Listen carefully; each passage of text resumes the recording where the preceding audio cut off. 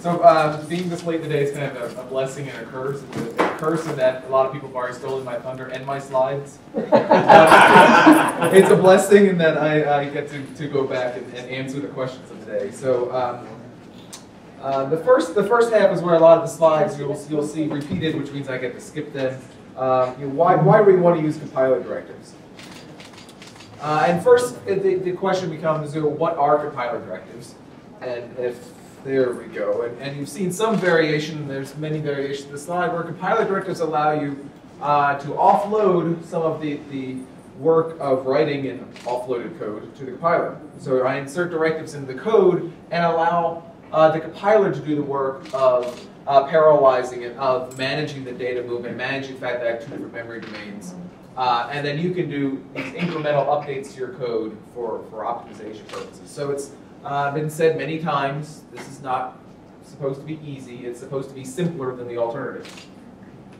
Why use compiler directives? The biggest reason that a lot of people come to compiler directives is they don't want to maintain multiple source codes.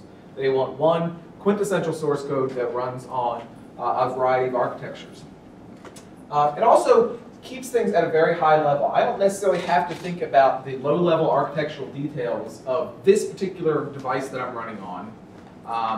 We can abstract away a lot of those details and just focus on where is the parallelism in the code, where is the data locality in the code, and allow the compiler and the runtime to make a lot of the decisions about these low-level how to optimize for an Nvidia GPU or a TI DSP or an AMD GPU or an Intel Xeon 5.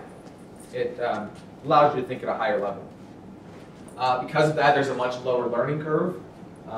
You're not learning an entirely new programming language to develop for a different device. Instead, you're taking your existing program and incrementally adding directives to it. And that also means a much more rapid development process. So that's why you should be interested in compiler directives. Why are we interested in compiler directives? If you look back, GPUs in terms of general purpose computing have been around for about the last 10 years. The people who down in this era had to really bend over backwards to pose their problems onto GPUs. They would take their scientific domain and try to map it into programming language designed for graphics and push that onto the GPU. And they saw enough benefit that laid the groundwork for CUDA and OpenCL to come into this zone and made things a little easier to use. And of course, we're constantly developing CUDA as well to make CUDA simpler to use. But compiler directives mean developing for GPUs becomes simpler. It increases the usability for you, which means, well, we get more customers. That's good for us. Now it's my turn to give a take of this slide. I think this is the 5th time this slide has been put up today. And yes, at one point this did say maximum performance, and I changed it. And so my take is, you have your 3 different ways to accelerate applications. Libraries are meant to be drop-in. Little code change, or perhaps even no code change. It just may be LD preloading a library that replaces the symbols, and then you get your speed up automatically, or it may be a small change to your code. But of course, this is very limited. Unless you happen to fit your algorithm into a particular dense linear algebra, or FFTs, or maybe you need a random number generator, or we heard about this stencil library. Unless you happen to fit these particular algorithms that are implemented in the libraries, well, libraries are no good to you.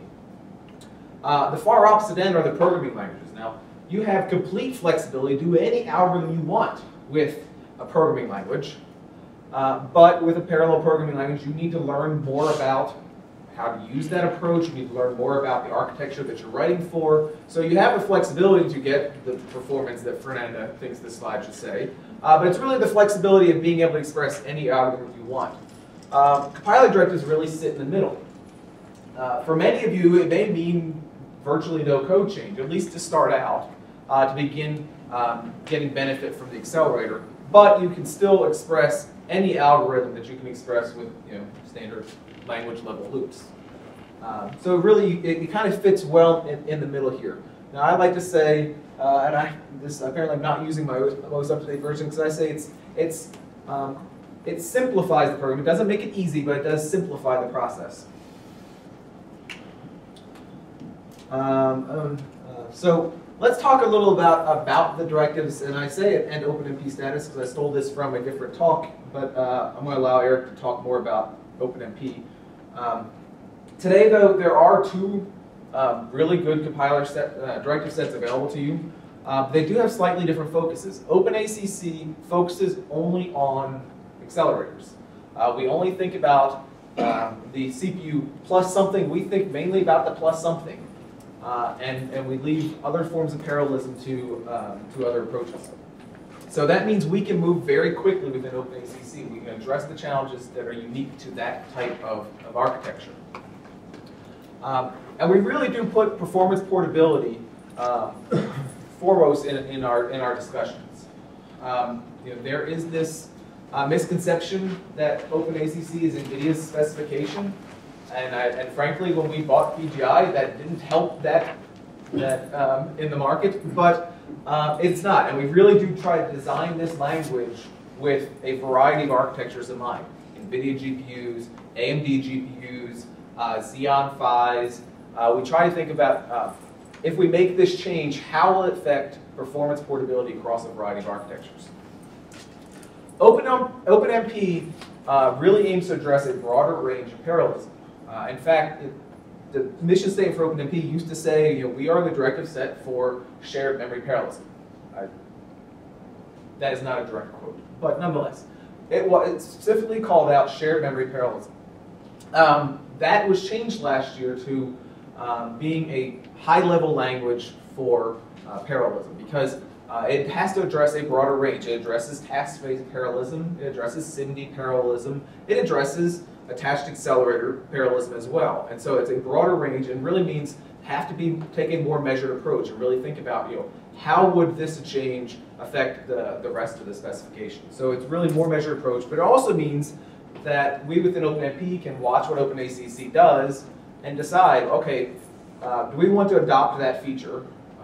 Do we want to adapt it to our own approach, or do we want to do something different? And so we can really think about the effects that we've seen from OpenACC.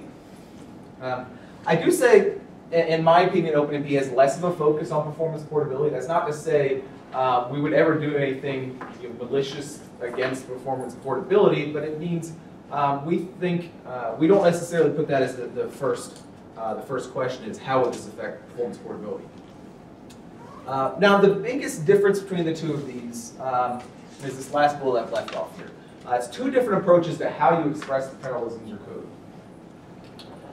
OpenACC takes a descriptive approach. I described in my code there is parallelism in these loops, and I describe where the data movement needs to happen and things like that. But I describe there is parallelism in this code, and I allow the compiler and the runtime a lot of freedom about how to exploit that parallelism. OpenMP is very prescriptive on the other hand. With OpenMP, if I encounter a parallel for loop, it's very well defined in specification what the compiler is supposed to do with those loops. And both of these have their benefits.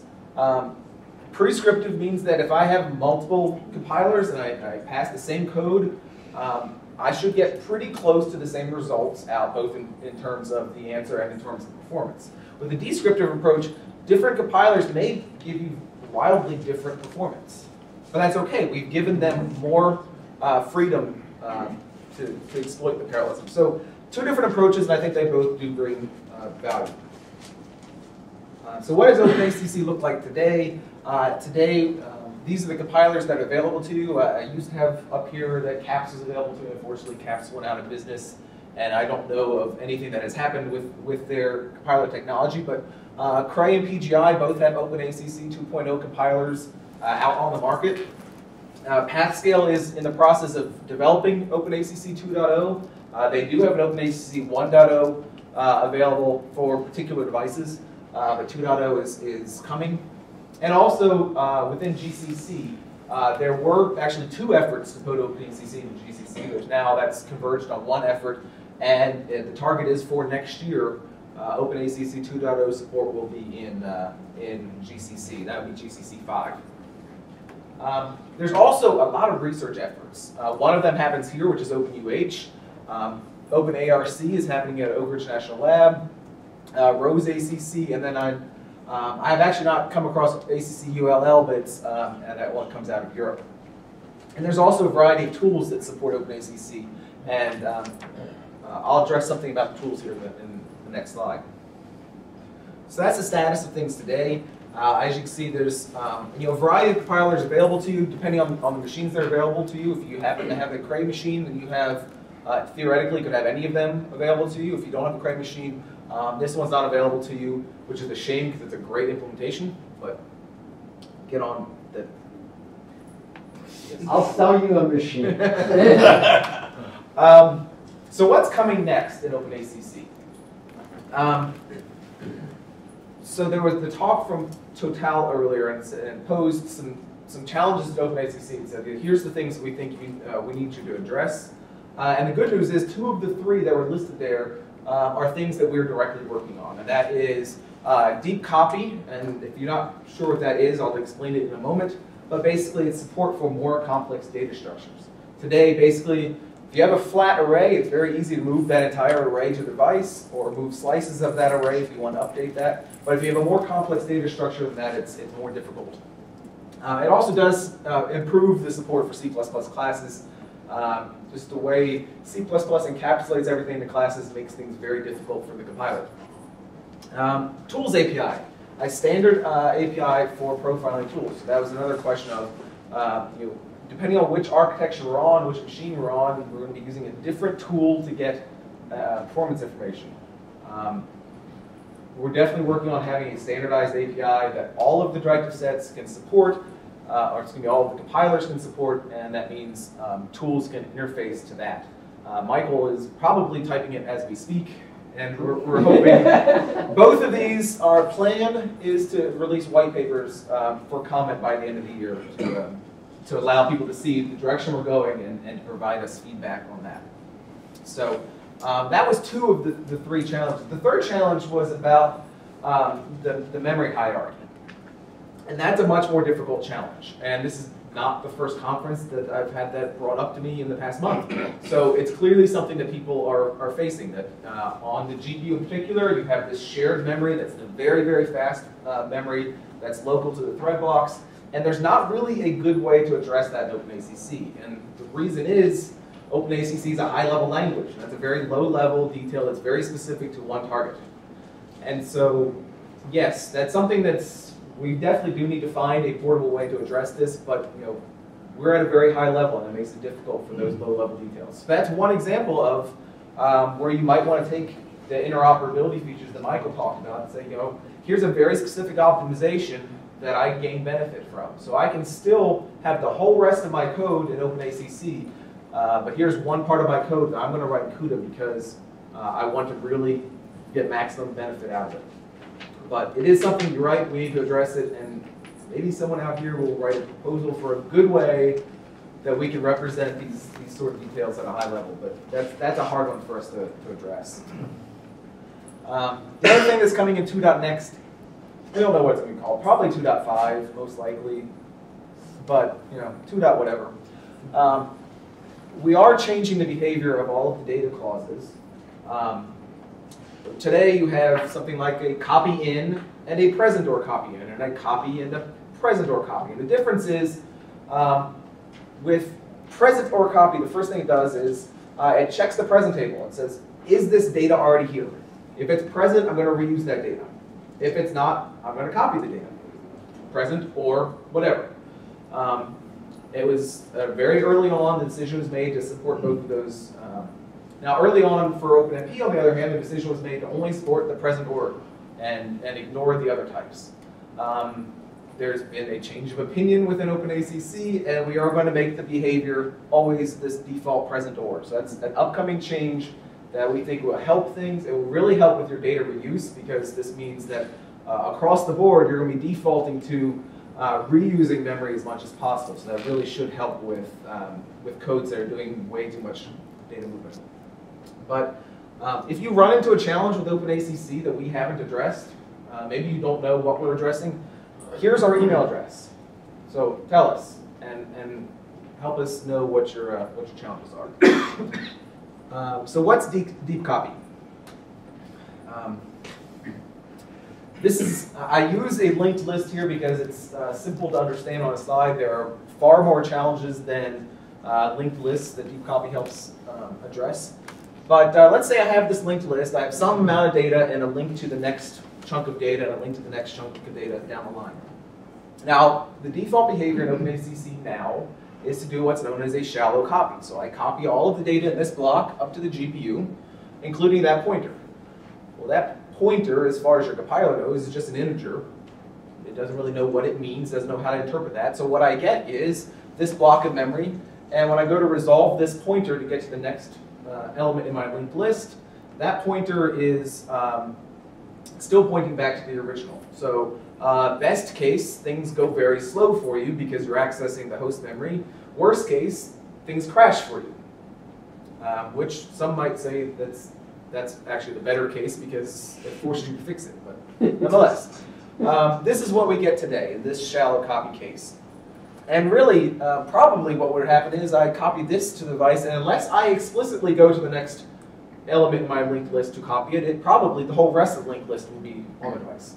It's hard for a compiler to really know what everything that data structure means. So deep copy is a way for you to give more information about how to copy your data structure. So in this case, I can say, copy this and then fix this pointer to point to the next element on the device, and so on. So now this entire data structure lives on the device. As I said, you can do this manually today. We want it to be much easier for you. So what will it look like? Please note the big red down here. All of this is subject to change. It probably will change tomorrow on our call, just because it's really up in the air right now. Actually, I guess Wednesday, but still. Big part of it is we need to make data structures self-describing. So Fortran has an advantage here in that data structures are self-describing for the most part. But we need the compiler to understand what is behind that pointer. So for example, here I have a pretty small, simple structure here. Basically, I have an array, and I have the length of that array. In Fortran, obviously, the array already knows its length, so you don't need this. But still, I'm going to use a policy here to define the shape of A. So I'm informing the compiler A is going to have memory allocated to it, and it's going to be of length n. So now the compiler knows more about this structure, so that if I say create this structure on the device, it knows it's going to copy the structure, including the length of n, or the value of n, and it knows that it needs to create that much space on the device to support it. So we've given more information to the compiler to handle a more complex data structure. And Cray has written a white paper, and they have gone into exhaustive detail of a lot of different bizarre data structures that you would need to be able to describe. So this is a very simple one here. Now moving beyond that, so that explains to the compiler how to allocate the memory on the device. But still, you need to interact with that memory. So we're also developing data policies. And policies allow for a simpler way for you to interact with that data. So here, I might want to only exchange the boundary conditions of this array. So we talked about stencils earlier. John talked about stencils in that stencil library. Let's say we have a simple stencil, and I just need the boundary conditions. Here, I can define a policy, and I can just say update boundary. And it knows that what I really mean is update this element and that element. So it allows you to build out policies for how to more conveniently interact with your code. And again, this is a trivial example, but it should give you an idea of kind of what we're thinking. The question that comes up a lot, though, is why are you bothering with deep copy when Nvidia and AMD and Intel are all working on some version of a unified memory space? So with unified memory or whatever equivalent from your vendor of choice, shallow copying is no longer a runtime error. It means you're not going to crash. You're able to address host memory from the device, so it doesn't become irrelevant. So in the least, as I said, it's no longer an error. And if your hardware supports unified memory, it actually might migrate the data for you and progress onward. Unified memory regardless of your vendor. I've heard someone describe it as just too late data motion. So as soon as you try to reference this pointer and find out it's not on the device, at that point in time, it's going to get copied in. So, well, what's happening during that time? Your device is sitting there idling, waiting for the memory. Deep copy is a way, kind of like software prefetching, is a way that you can move the data ahead of time because you know more than the compiler and the runtime without the penalty. So we do think there is still benefit. Also, it means, today's devices are going to live on for a while. And so there's going to be devices for the next several years that don't support a true unified memory. And so it means our code, once again, it remains portable to a wider range of devices. Is it going to be asynchronous? Is it going to be asynchronous? Non-blocking? The deep copy? Yeah. Yes. Yes. It'll behave just like Datamotion does today. It's just now we've described it into these deeper data structures. All right. This question comes up a lot. Why do we have two specifications and when are they going to merge? Why there are two specifications is a history lesson that maybe we'll discuss over beers. But there's several things that I want to say about this. First off, I do think both specifications have unique things that even if they were at complete feature parity, which at this point, if you look at OpenACC and OpenMP is more feature complete on a wider range of CPUs, and as far as also supports task-based parallelism and other types of parallelism. OpenACC is more complete on accelerators because it's had a few-year head start. But even if we assumed that that both were at parity, I think they both bring value to the market. OpenACC can remain more focused on accelerators and really move more quickly. And they also have this descriptive approach I've talked about where you're giving more flexibility to compilers and to runtimes to make decisions about your devices. OpenMP can be more cautious, can really come back behind and watch what OpenACC does and learn from that, and can take this more prescriptive approach that's taken all along. And I hope Eric will agree with me, they're constantly converging. OpenMP within the Accelerator Committee does look at what OpenACC is doing and try to learn from that. And of course, OpenACC has learned a lot from the history of OpenMP as well. It's adopted a lot of the same language. So, in my opinion, you should use the best tool that's available to you today. John walked us through a whole code restructuring to use the accelerator directives. The restructuring you do is going to be portable, and the knowledge you gain from that's going to be portable, regardless of which directives. The hard part is not the syntax of the directives. The hard part is restructuring your code to have parallelism at the appropriate level to exploit data locality. So, in terms of GPUs, should I just wait for OpenMP for support? Because at the moment, there's not any OpenMP for compilers for GPUs. They're coming, but they're not there yet. And I would say no. And I would also turn this around. Should you wait on Xeon 5 for OpenACC support to come? I would say no. Say, look, use the tool that's available to you today. Use and the knowledge you gain, the restructuring you do, all of that will be portable between them. The only thing you'll lose by waiting is time. So don't wait and begin using the tools that are available to you. So, is that any questions from what I said? Mm-hmm. Great. So yeah, so open it up for questions. Yes. So your C++ deep copy support, is it device dependent?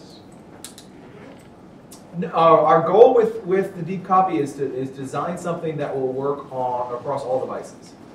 So like, will it work on CUDA 2.0 devices through OpenMP also? How well it'll work on older generations of devices, exactly. and that will depend. Just like with the routine directive, support for the older devices is more difficult. It will depend. I, off the top of my head, can't think of any reason why deep copy shouldn't work on an older device. If it were implemented on unified memory, it might not work. But our idea is to design something that will work on as many devices as we can. Yes? Does Nvidia have any plans to unified memory architecture? A unified memory architecture? Yeah. So we are definitely working on that. I would refer or refer you to the GTC keynote last year, and some of that was discussed in that keynote last year. This year.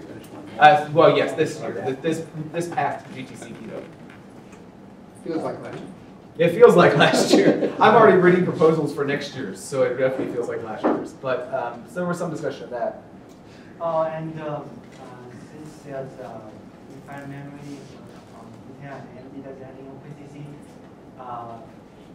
proposal, to address the problems, for this kind of architecture. What sort of problems? Like for the unified memory, not have to use data clause, right? But there probably might be some data locality solvents.